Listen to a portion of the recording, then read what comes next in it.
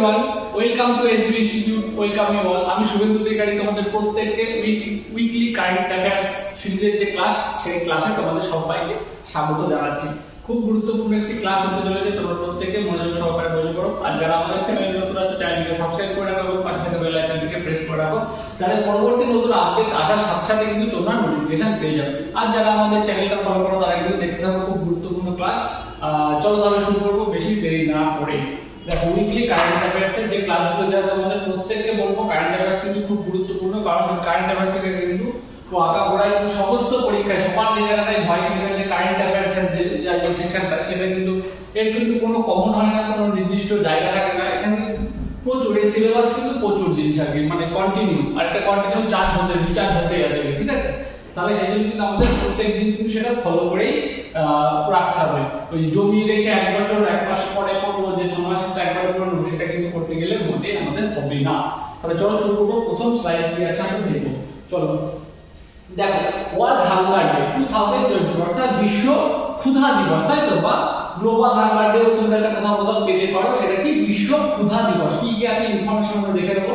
দেখো, বলছে world hunger day হচ্ছে বিশ্ব ক্ষুধা দিবস পালিত প্রতি বছর 28শে মে। কত তারিখে পালিত হচ্ছে? তাহলে 28শে মে আমাদের ডেটটা মনে রাখতে হবে।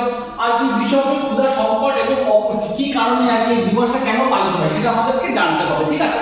কি কারণে বিশ্বব্যাপী ক্ষুধা সংকট অপুষ্টি সংক্রান্ত বিষয়ে মানুষের সচেতনতা বৃদ্ধি করা করার লক্ষ্যে কিন্তু এই দিবসটি পালন করা হয়, ঠিক আছে? এই হচ্ছে ব্যাপার। আর কি প্রথম পালিত হয়েছিল কত সালে? 2011 সালে। প্রথম সালে পালিত হয়েছে 2011 সালে। আর কি 2019 সালে এটা একটা গুরুত্বপূর্ণ, 2019 সালে যে জিএইচআই বা গ্লোবাল হাঙ্গার ইন্ডেক্স অনুযায়ী 117টি দেশের মধ্যে ভারতের স্থান ছিল কত? 102 স্থান, তাই তো? তাহলে দেখো যে 2019 এর নিরিখে, অর্থাৎ জিএসআই বা গ্লোবাল হাঙ্গার ইন্ডেক্সে কিন্তু ভারতের স্থান ছিল কত? 117তম স্থান, সরি 102। কতগুলি দেশের মধ্যে? 117টি দেশের মধ্যে। এটা কিন্তু তোমাদের মনে রাখতে হবে। এটি ইউকে এর হাঙ্গার প্রজেক্টের অধীনে 2011 সাল থেকে পালিত হচ্ছে, তাই তো? তাহলে কোনটি? এই যে ওয়ার্ল্ড হাঙ্গার ডে, এটা কি ইউকে এর হাঙ্গার প্রজেক্টের অধীনে 2011 সাল থেকে পালিত হয়ে আসছে। তারপরে দেখো, তারপরে আমরা নেক্সট দেখবো। নেক্সট কি আছে, চলো। কি আর এই বছরের থিম কি? খুব গুরুত্বপূর্ণ। এই বছরের থিমটা কি? যে থ্রাইভিং মাদার্স এন্ড কি থ্রাইভিং ওয়ার্ল্ড, মানে কি সমৃদ্ধশালী মা এবং সমৃদ্ধশালী পৃথিবী। চলো নেক্সট দেখো, কি জিমন্যাস্টিক্সে ভারতে দীপা কর্মকার প্রথম শোনা যায়। কি জিমন্যাস্টিকে কিন্তু ভারতের প্রথম শোনা যায় করে, এটা কিন্তু ভালো করে বুঝতে হবে। জিমন্যাস্টিকে ভারতের প্রথম শোনা যায় করে, ঠিক আছে? ভারত কিন্তু এর আগে জিমন্যাস্টিকে সোনা অর্জন করতে পারেনি। এশিয়ান জিমন্যাস্টিক্স চ্যাম্পিয়নশিপ 2024, যেটি অনুষ্ঠিত হয়েছে 24 থেকে 26শে মে। 24 থেকে 26শে মেতে কিন্তু কোথায় হয়েছে? উজবেকিস্তানের তাশখন্দে অনুষ্ঠিত হয়েছে। ভারতের ত্রিপুরার বাসিন্দা দীপা কর্মকার এই প্রথম খেলোয়াড়, যিনি জিমন্যাস্টিকে কি প্রথম সোনা জয় করেছেন, অর্থাৎ ভারতের প্লেয়ার বা ভারতের কিন্তু জিমন্যাস্টিকে কিন্তু এটাই কিন্তু প্রথম সোনা জয়। এটা কিন্তু আমাদের মনে রাখতে হবে। দক্ষিণ কোরিয়ার Kim Son Hyan and Jo Kong Boel একে পিছনে ফেলে, তাই তো? অর্থাৎ তাহলে এরা তিনজনকে আর কি একজন আর কি ব্রোঞ্জ আর একজন রূপ জয় করেছে এরা দুজন, ঠিক আছে? তাহলে চলো আর কি তারপর দেখবো আমরা কি আর্চারি ওয়ার্ল্ড কাপ 2024। আর্চারি অর্থাৎ কি ধনুর্বিদ্যা, আর্চারি বা ধনুর্বিদ্যায় কি হয়েছে? আর্চারি ওয়ার্ল্ড কাপ কোথায় অনুষ্ঠিত হয়েছে আমাদের জানতে হবে। কারা কি পদক বা ভারতের কি পদক ভারত অর্জন করে সেটা দেখবো আমরা। আর্চারি ওয়ার্ল্ড কাপ 2024 স্টেজ 2 অনুষ্ঠিত হয়েছে কোথায়? দক্ষিণ কোরিয়ার ইয়েচিওনে। তাহলে কি আর্চারি ওয়ার্ল্ড কাপ 2024 খুব গুরুত্বপূর্ণ। কোথায় অনুষ্ঠিত হয়েছে? দক্ষিণ কোরিয়ার ইয়েচিওনে, তাই তো? খুব ভালো। তারপরে দেখো কি আছে খেলাটিতে, ভালো করে দেখো।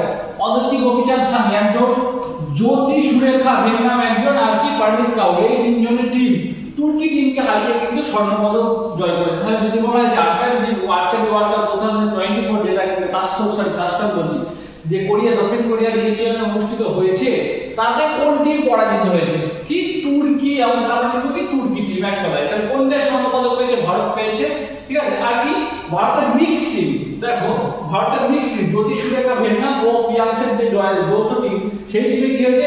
ইউনাইটেড স্টেটস টিমকে হারিয়ে সিলভার পদক জয় করে নিয়েছে। তাহলে ভারত কি পেয়েছে, একটা সিলভার পেয়েছে, একটা আর একটা গোল্ড, দুটো পদক কিন্তু পেয়েছে আর্চারি ভারত। ঠিক আছে, চলো তারপরে দেখো বিশ্ব পরিবেশ দিবস 2024 খুব গুরুত্বপূর্ণ। এই বিশ্ব পরিবেশ দিবস নিয়ে কিন্তু আমরা একটা শর্টস চ্যানেলে দিয়েছিলাম, তোমরা যারা ফলো করেছো দেখতে পারো, একদম সেম জিনিসই কিন্তু খুব গুরুত্বপূর্ণ। দেখো বিশ্ব পরিবেশ দিবস 2024 প্রতি বছর 5ই জুন এই দিনটি পালিত হয়।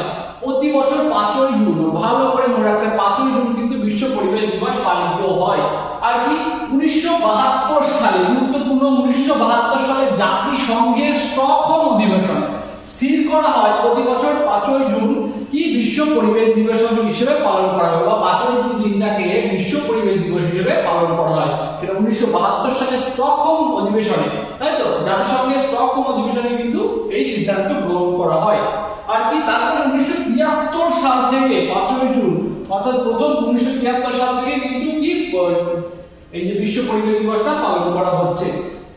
আর কি 2024 এর থিমটা খুব গুরুত্বপূর্ণ, তোমাদেরকে বলবো যে কি ভূমি সংরক্ষণ, মরুকরণ এবং খরা প্রতিরোধ, এটা হচ্ছে 2024 এর বিশ্ব পরিবেশ দিবসের থিম। এটা কিন্তু খুব খুব খুব গুরুত্বপূর্ণ।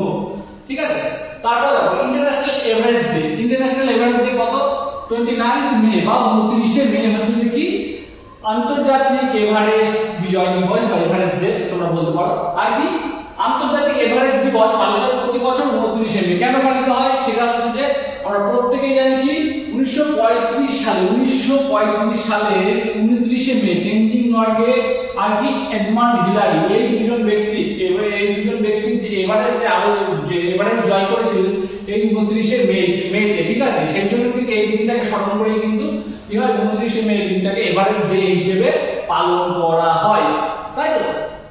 আর দেখো সম্প্রতি মধ্যপ্রদেশের বাসিন্দা জ্যোতি রাত্রে, খুব গুরুত্বপূর্ণ, মধ্যপ্রদেশের বাসিন্দা জ্যোতি রাত্রে সবচেয়ে বয়স্ক মহিলা এভারেস্ট আরোহণকারী হিসেবে পরিচিত হলেন। কত বছর বয়সী, 55 বছর বয়সী। তাহলে কি জ্যোতি রাত্রে মধ্যপ্রদেশের বাসিন্দা বা ভারতের বাসিন্দা বা ভারতের মধ্যপ্রদেশের বাসিন্দা জ্যোতি রাত্রে, তিনি কিন্তু কি হয়েছে 55 বছর বয়সী একজন মহিলা, যিনি কিন্তু এভারেস্ট জয় করেছেন। তাহলে এই পর্যন্ত, অর্থাৎ এই যে জুন পর্যন্ত, জুন মাসে এই যে আমরা যে কারেন্ট অ্যাফেয়ার্স দিচ্ছি সেই পর্যন্ত কিন্তু কি হচ্ছে যে সবচাইতে বেশি বয়স্ক মহিলা যে এভারেস্ট জয় করেছে তার নাম কি, তিনি হচ্ছে জ্যোতি রাত্রে। কোন দেশের বাসিন্দা, ভারতের কোন রাজ্যের বাসিন্দা, মধ্যপ্রদেশের। ক্লিয়ার, তারপর দেখো নেক্সট আছে anti radiation missile Rudram 2। Anti radiation missile খুব ভারতের দেশীয় প্রযুক্তিতে তৈরি একটা অ্যান্টি রেডিয়েশন মিসাইল, যার নাম কি রুদ্রম 2।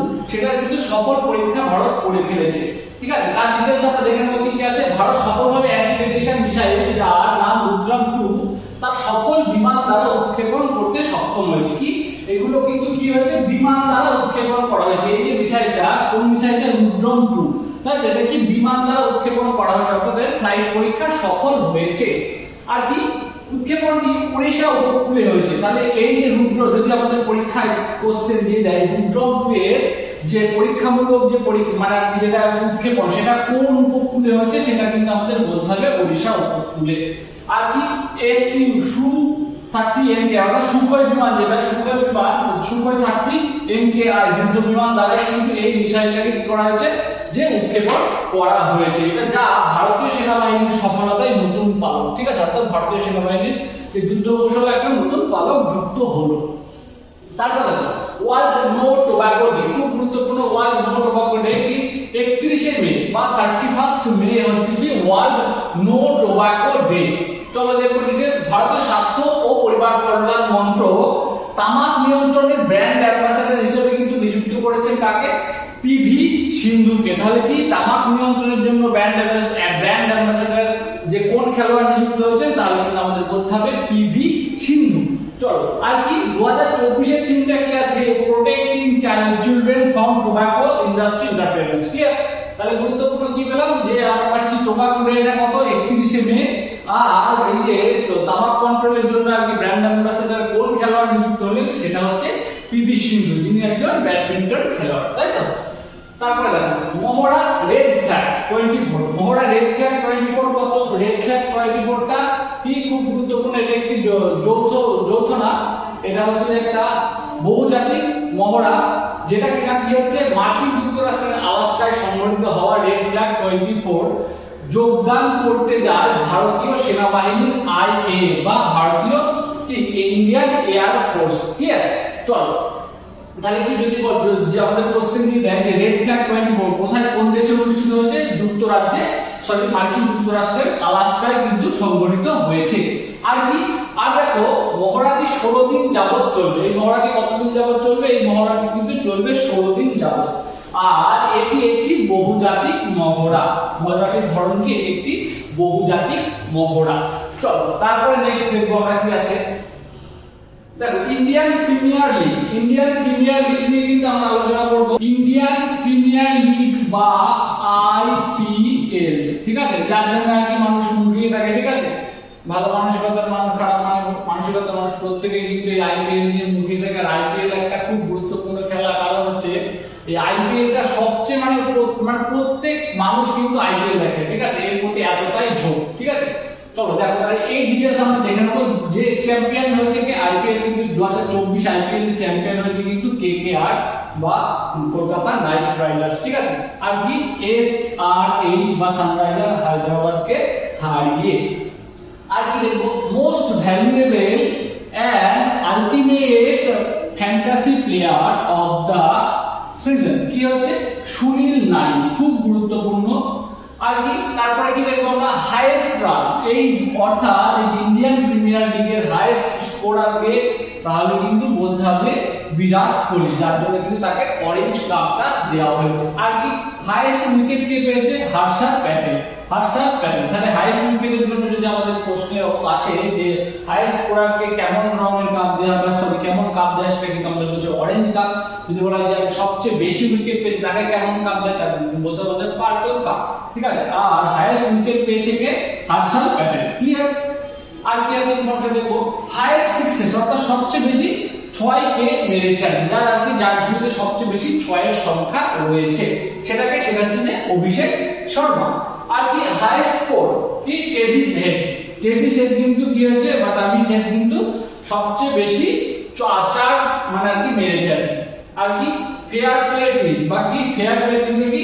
সানরাইজার হায়দ্রাবাদ, কি সানরাইজার হায়দ্রাবাদ, ঠিক আছে, সেটা কিন্তু ফেয়ার প্লে টিমের তকমা পেয়েছে। কিসে? সেটা পেয়েছে ইন্ডিয়ান প্রিমিয়ার লিগ 2024 এ। তাহলে দেখো আর কি আমাদের এটা ভাবছি হাইয়েস্ট স্কোরারটা মনে রাখতে হবে, বিরাট কোহলি খুব গুরুত্বপূর্ণ। আর হাইয়েস্ট উইকেট, হাইয়েস্ট সিক্সেস সমস্ত কিছু কিন্তু গুরুত্বপূর্ণ মনে রাখতে হবে, ঠিক আছে। চলো তারপরে দেখো নেক্সট কি আছে কি? নেলসন ম্যান্ডেলা পুরস্কার। নেলসন ম্যান্ডেলা পুরস্কার কি জন্য দেওয়া হয়? এটা খুব গুরুত্বপূর্ণ। কি এটা এই যে নেলসন ম্যান্ডেলা পুরস্কার কে পেয়েছে? নিমহান্স। এটা নিমহান্স কোন একটা সংস্থা, এটা কিন্তু প্রত্যেকটা ওয়ার্ডের মানে প্রত্যেকটা লেটারে কিন্তু যে একটা ফর্ম রয়েছে, সেটা কি national institute of mental health and neuroscience, ঠিক আছে। এটা কোথায় অবস্থিত? এই নিমহান্স কোথায় অবস্থিত? এটা বেঙ্গালুরুতে, যেটি ভারতের প্রধান মেন্টাল হেলথ কেয়ার সেন্টার। খুব গুরুত্বপূর্ণ। তাহলে ভারতের প্রধান মেন্টাল হেলথ কেয়ার সেন্টার কোনটা?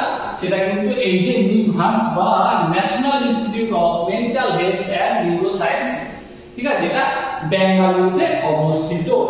আর কি এই যে ওয়ার্ল্ড হেলথ অর্গানাইজেশন বা বিশ্ব স্বাস্থ্য সংস্থা 2024 সালের স্বাস্থ্য সচেতনতামূলক প্রচারের জন্য নিমহান্স, তাহলে কিসের জন্য আমরা দেখো এখানে আমরা পেয়ে যাচ্ছি কিসের জন্য এই যে নেলসন ম্যান্ডেলা পুরস্কার দেওয়া হয়? কি স্বাস্থ্যের সচেতনতামূলক প্রচারের জন্য, অর্থাৎ স্বাস্থ্য সচেতনতামূলক প্রচারের জন্য এটা কোনো সংস্থা বা কোনো বিশেষ ব্যক্তিকে দেওয়া হয় এই পুরস্কার, তাই তো। কি নিমহান্সকে নেলসন ম্যান্ডেলা পুরস্কারে ভূষিত করেছে।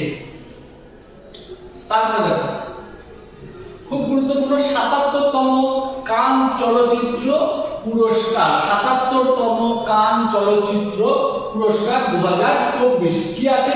এটি বিশ্বের অন্যতম প্রাচীন ও মর্যাদাপূর্ণ চলচ্চিত্র উৎসব, যেটি ফ্রান্সের কান শহরে কিন্তু অনুষ্ঠিত হয়। তাহলে কান চলচ্চিত্র উৎসব কোন দেশে অনুষ্ঠিত হয়? সেটা কিন্তু আমাদের বলতে হবে ফ্রান্সের কান শহরে, ঠিক আছে। আর কি 1946 সাল থেকে এই উৎসব পালিত হয়ে আসছে। তাহলে কান চলচ্চিত্র উৎসব কত সাল থেকে পালিত হয়ে আসছে? 1946 সাল থেকে। আর 2024 এর এটা কততম কান চলচ্চিত্র উৎসব? এটা হচ্ছে যে 77তম কান চলচ্চিত্র উৎসব, তাই তো?